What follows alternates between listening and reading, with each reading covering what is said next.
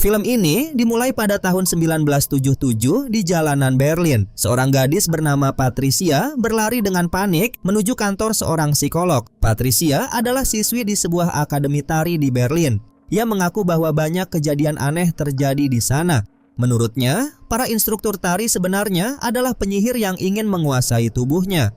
Sang psikolog mendengarkan dengan bingung sambil mencatat setiap perkataannya. Sementara Patricia semakin gelisah. Tak lama kemudian, Patricia buru-buru meninggalkan kantor itu, bahkan meninggalkan barang-barangnya. Ia berkata bahwa dirinya akan mendapat masalah jika para instruktur mengetahui ia datang ke sana. Di adegan berikutnya, kita bertemu dengan Susie, seorang penari muda asal Amerika yang bercita-cita menjadi balerina. Ia baru tiba di stasiun kereta Berlin dan langsung menuju Akademi Tari Marcos untuk mengikuti audisi. Di sana, ia disambut oleh seorang instruktur tari bernama Miss Tanner. Setelah melakukan pemanasan, Susie menampilkan kemampuannya di hadapan beberapa instruktur tari.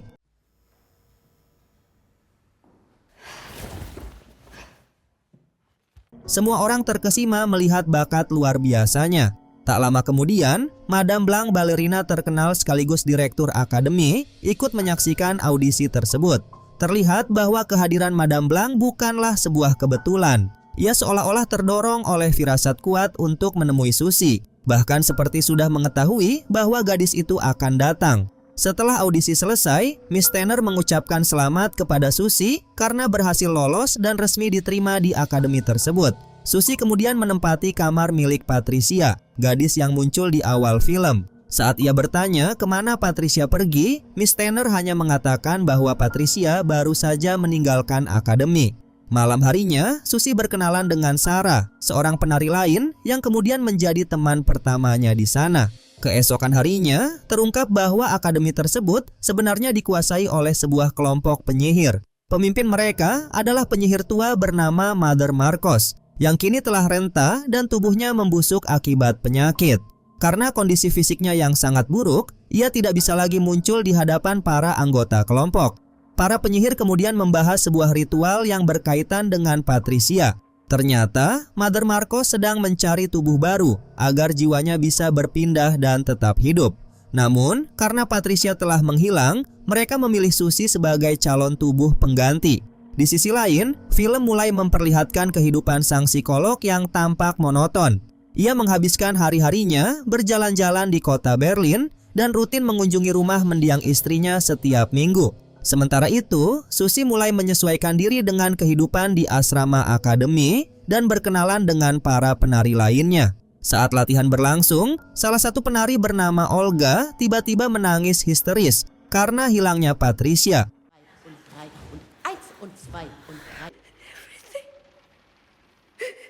Madame Blanc berusaha menenangkannya, tetapi Olga justru menuduh bahwa Madame Blanc telah memanipulasi mereka semua.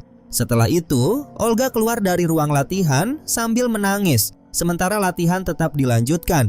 Susie kemudian menawarkan diri untuk menggantikan posisi Olga. Madame Blanc memberinya kesempatan, lalu menyentuh tangan dan kaki Susie seolah-olah sedang merapal mantra. Musik bitte. Alright. Clear your head. Di saat yang sama, Olga memutuskan meninggalkan akademi untuk selamanya. Namun, tiba-tiba matanya mengeluarkan air mata tanpa henti. Sebuah suara misterius kemudian menuntunnya menuju sebuah ruangan tersembunyi dan menguncinya di dalam. Terungkap bahwa salah satu instruktur yang selama ini pendiam menggunakan kekuatan sihir untuk membuat Olga terus menangis. Para instruktur yang ternyata adalah para penyihir memiliki hubungan batin dan fisik dengan para penari. Dengan sihirnya, Madame Blanc memindahkan setiap gerakan tarian Susie ke tubuh Olga melalui kekuatan telekinetik. Akibatnya, setiap gerakan yang dilakukan Susie membuat tubuh Olga terlempar ke berbagai arah. Lengan, kaki, badan, hingga rahangnya patah satu persatu, hingga tubuhnya berubah menjadi gumpalan daging yang penuh luka.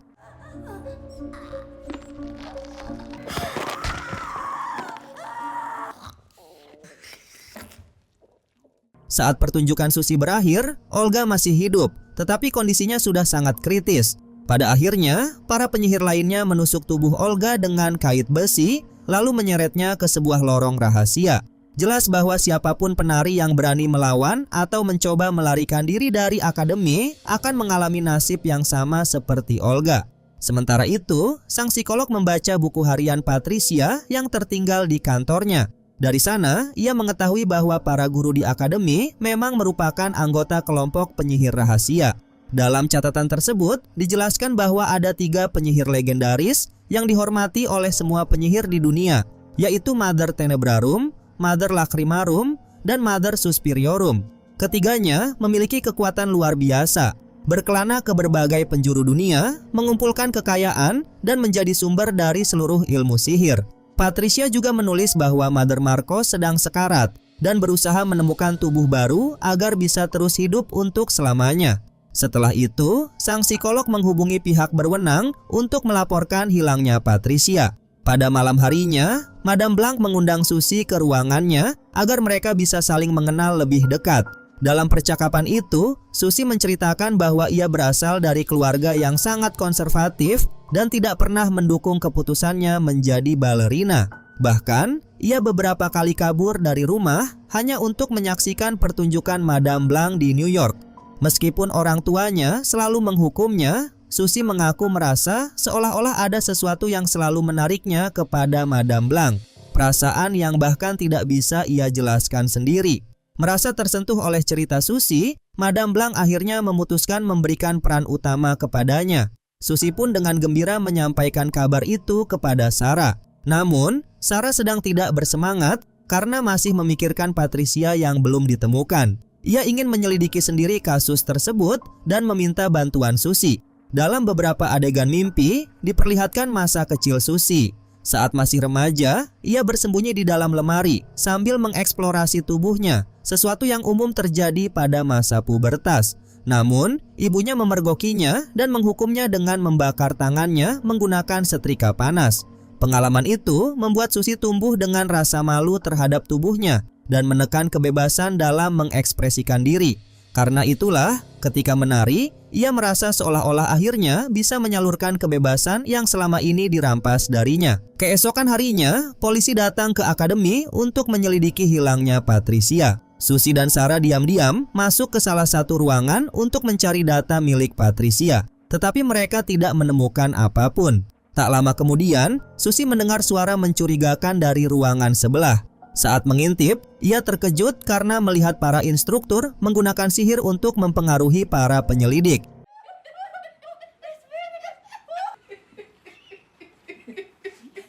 Setelah itu, Susi dan para penari kembali menjalani latihan. Di tengah latihan, tiba-tiba muncul tangan hitam yang sudah membusuk dari bawah lantai ruang tari. Madame Blanc dan Miss Tanner langsung menyadari apa yang sedang terjadi. Belakangan diketahui bahwa tangan itu berasal dari salah satu dari 3 penyihir legendaris. Penyihir tersebut tampaknya menyadari bahwa Susi akan menjadi korban berikutnya. Namun, Madame Blanc menegaskan bahwa Susi belum siap menjalani ritual tersebut. Keesokan harinya, sang psikolog mendapat kabar bahwa polisi tidak menemukan hal mencurigakan di akademi. Saat latihan berlangsung, Madame Blanc menyadari kemampuan lompatan Susi masih kurang baik. Dengan menggunakan sihir, ia mencuri kemampuan melompat dari salah satu penari lain dan memindahkannya kepada Susi. Akibatnya, di akhir latihan penari tersebut tiba-tiba terjatuh dan mengalami kejang-kejang. Melihat kejadian itu, sang psikolog datang ke akademi. Di luar gedung, ia bertemu Sarah dan mengajaknya berbicara. Ia menunjukkan buku harian Patricia dan menjelaskan bahwa Patricia benar-benar percaya para guru di akademi adalah penyihir. Mendengar hal itu, Sarah menjadi sangat gelisah dan segera pergi. Ia sadar bahwa para penyihir mampu membaca pikiran mereka kapan saja melalui kekuatan sihir. Sementara itu, Madame Blanc menawarkan latihan pribadi kepada Susi untuk memperbaiki postur dan teknik menarinya. Di sisi lain, para instruktur berkumpul sambil makan dan membahas ritual yang akan memberikan tubuh baru kepada Mother Marcos yang sedang sekarat.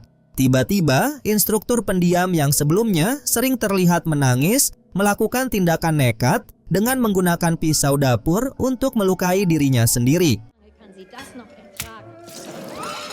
Sebelumnya telah diketahui bahwa para instruktur memiliki hubungan batin dan fisik dengan para penari. Karena instruktur tersebut adalah sosok yang paling berempati di antara mereka.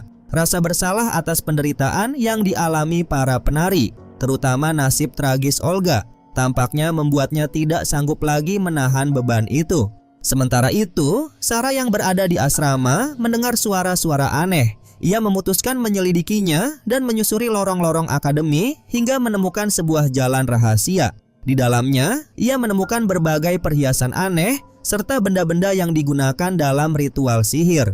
Dari situlah Sarah semakin yakin bahwa para instruktur benar-benar merupakan kelompok penyihir. Ia juga menemukan sebuah lukisan yang memperlihatkan Madame Blanc bersama Mother Marcos. Sarah segera menemui sang psikolog dan menunjukkan sebuah kait besi yang ia temukan di lorong rahasia sebagai bukti.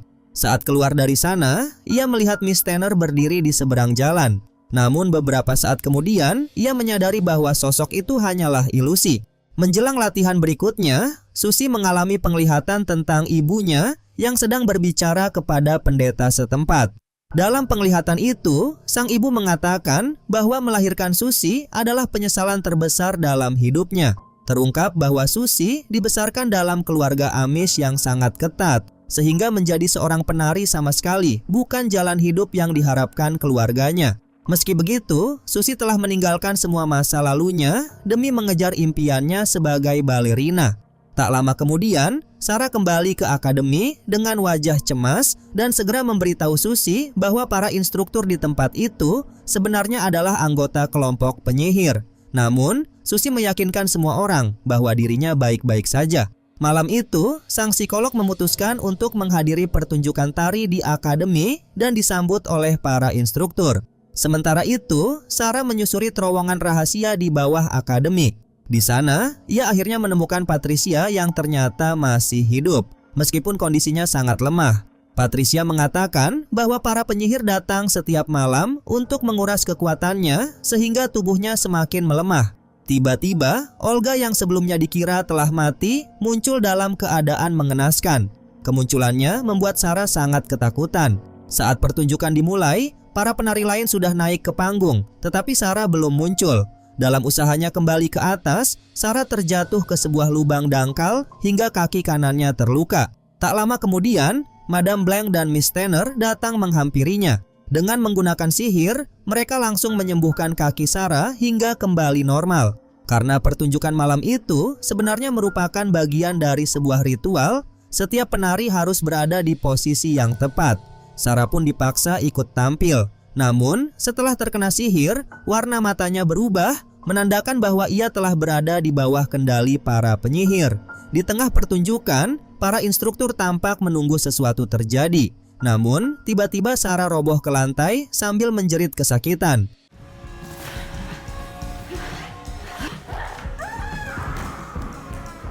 Melihat kejadian itu, sang psikolog akhirnya benar-benar yakin bahwa ada sesuatu yang sangat janggal di akademi tersebut.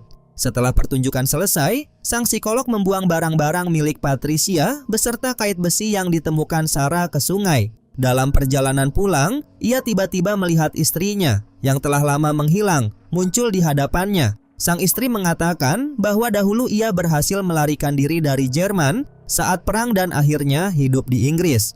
Mereka berpelukan hangat lalu berjalan bersama seolah-olah semua itu benar-benar nyata. Di sisi lain, para instruktur dan para penari sedang makan malam bersama. Malam itu merupakan malam penentuan, yaitu malam dilaksanakannya ritual besar. Susi duduk diam, sementara orang-orang di sekitarnya tampak seperti berada dalam kondisi terhipnotis. Para penyihir menggunakan sihir untuk menghapus ingatan para penari tentang semua kengerian yang akan terjadi malam itu. Berbeda dengan yang lain, Susi justru terlihat tenang dan menerima apapun yang akan terjadi. Bahkan jika itu berarti ia harus kehilangan seluruh jati dirinya. Sementara itu, sang psikolog terus berjalan bersama sosok istrinya hingga tanpa sadar tiba kembali di akademi. Saat itulah ia menyadari bahwa semua yang dialaminya hanyalah ilusi yang diciptakan para penyihir. Dua orang penyihir kemudian menghampirinya dan menyalahkannya karena dahulu tidak menyelamatkan istrinya ketika masih ada kesempatan. Terungkap bahwa sebelum perang pecah, istrinya telah berkali-kali memohon agar mereka meninggalkan Jerman. Namun, sang psikolog menganggap istrinya hanya berlebihan dan terlalu panik. Pada akhirnya, istrinya memang benar. Karena tetap tinggal di Jerman, ia akhirnya diculik oleh pasukan musuh. Tak lama kemudian, para penyihir menyeret sang psikolog ke ruang bawah tanah tempat ritual akan dilaksanakan. Sementara itu, Susi sedang sendirian di kamarnya ketika ia melihat cahaya misterius menyerupai roh. Ia mengikuti cahaya tersebut hingga tiba di ruang bawah tanah akademi. Di sana, ia melihat para penari lain sedang melakukan tarian ritual di bawah pengaruh sihir para penyihir. Untuk pertama kalinya, Susi melihat Mother Marcos secara langsung. Tubuh penyihir tua itu tampak keriput, mengering, dan hampir tidak menyerupai manusia lagi. Di dekatnya, sang psikolog berada dalam keadaan telanjang, ketakutan, dan sama sekali tidak berdaya.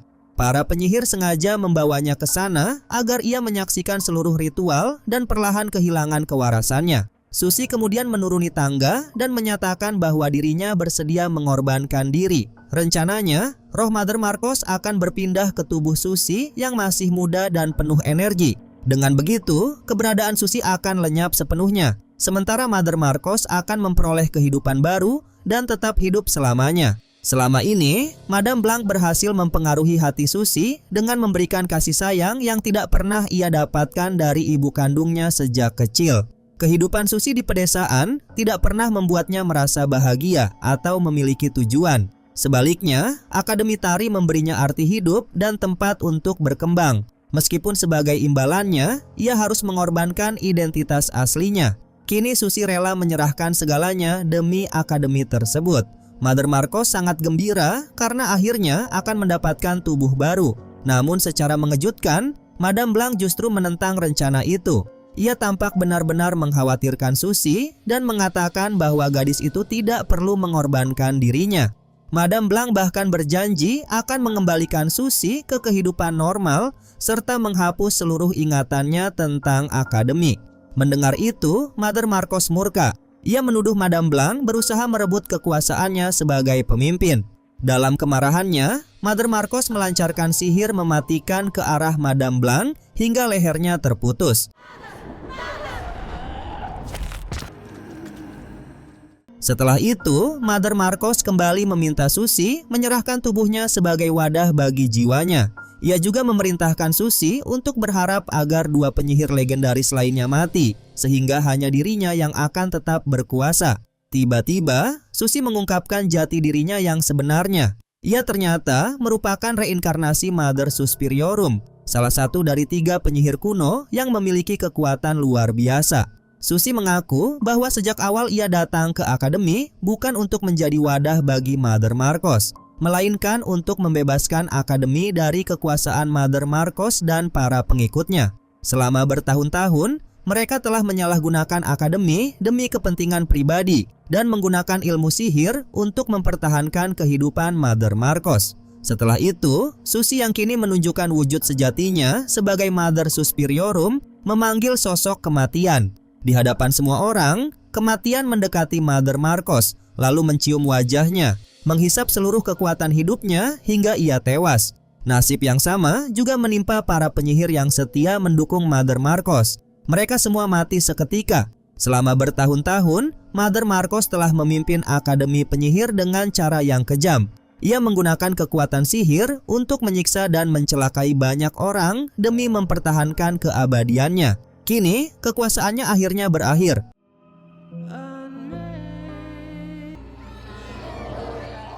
Selanjutnya, Susi menghampiri Olga, Sarah, dan Patricia yang masih hidup dalam penderitaan akibat penyiksaan para penyihir. Ia bertanya kepada mereka apa yang sebenarnya mereka inginkan. Ketiganya memilih kematian. Dengan penuh belas kasih, ia menggunakan kekuatannya untuk mengakhiri hidup mereka secara damai. Meskipun menyedihkan, kematian ketiga gadis itu juga menjadi akhir dari penderitaan panjang yang selama ini mereka alami. Setelah itu, Susi memerintahkan para penari lainnya untuk melanjutkan tarian ritual. Ritual pun berakhir. Sang psikolog akhirnya sadar dari pingsannya. Salah seorang instruktur membawanya keluar dari ruang bawah tanah dan membebaskannya dari pengaruh sihir hitam. Keesokan harinya, kegiatan belajar di akademi kembali berjalan seperti biasa, seolah-olah tidak pernah terjadi apapun. Para penari sama sekali tidak mengingat kejadian pada malam ritual karena ingatan mereka telah dihapus oleh sihir. Sementara itu, para penyihir yang masih tersisa membersihkan semua jejak kekacauan yang terjadi malam sebelumnya. Terlihat pula bahwa Madame Blanc masih hidup. Kemungkinan Susi telah menyelamatkannya karena lehernya tidak benar-benar terputus sepenuhnya. Pada malam harinya, Susi mengunjungi sang psikolog yang masih berusaha pulih dari kejadian mengerikan yang dialaminya. Ia meminta maaf atas semua perbuatan para penyihir yang ia sebut sebagai anak-anaknya. Susi menjelaskan bahwa selama ini Mother Marcos telah menyesatkan mereka dan memutarbalikkan ajaran yang seharusnya mereka jalankan. Susi kemudian mengungkapkan kenyataan yang selama ini tidak diketahui sang psikolog. Istrinya ternyata telah meninggal di sebuah kamp konsentrasi setelah diculik pada masa perang. Namun Susi meyakinkannya bahwa hingga akhir hayatnya, sang istri tidak pernah berhenti memikirkan dirinya. Susi juga menjelaskan bahwa para penyihir memperoleh kekuatan dengan memanfaatkan rasa malu dan penyesalan manusia. Namun menurutnya, sang psikolog berbeda dari kebanyakan orang. Sebagai tindakan terakhir, Susi menggunakan sihir untuk menghapus seluruh ingatan sang psikolog tentang dirinya, akademi, dan semua peristiwa mengerikan yang terjadi selama ritual. Setelah Susi pergi, tubuh sang psikolog sempat kejang-kejang di atas tempat tidur. Tak lama kemudian, ia terbangun dalam keadaan tenang. Seluruh kenangan tentang para penyihir dan malam ritual telah lenyap dari ingatannya, sehingga ia akhirnya benar-benar terbebas dari mimpi buruk tersebut. Oke Sobat Santuy, itulah alur cerita film yang sudah kita bahas pada video kali ini. Menurut kalian, bagaimana pendapat kalian tentang film ini? Tulis pendapat kalian di kolom komentar. Jika kalian ingin request film apa yang akan dibahas selanjutnya, silakan komen juga. Nanti Babang Santuy akan list filmnya terlebih dahulu. Dan mungkin itu saja yang bisa gua sampaikan. Mohon maaf apabila ada kesalahan kata maupun isi video. Warung Santuy pamit dan jangan lupa untuk tetap santuy.